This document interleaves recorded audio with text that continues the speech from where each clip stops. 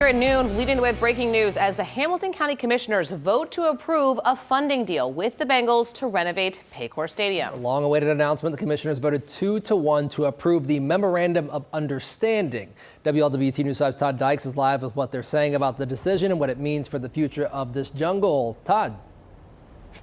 Yeah, Stephen and Kelly, it's a future that it's now brighter for Bengals fans who've been feeling anxious about the team's future along Cincinnati's riverfront. Commission President Denise Driehaus and her colleague Stephanie Sumero-Dumas voted yes on a memorandum of understanding involving dollars from the county, the Bengals, and the NFL. Their fellow commissioner Alicia Reese voted no, saying she would have rather voted on a new long-term lease agreement instead of just an MOU. That lease deal still not hammered out yet.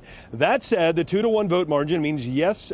The yes vote on the stadium will start seeing more than $180 million worth of improvements, with most projects starting next year. The MOU basically calls for a three-way money split between the county using the existing sales tax, the Bengals, and for the first time, the National Football League.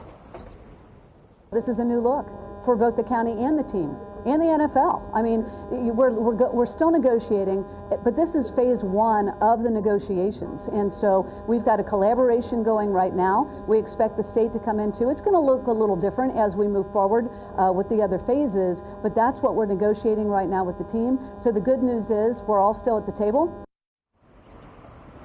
Yeah, everybody at the table. The Commission President Denise Driehaus, they're talking about state dollars. Those funds have yet to be secured.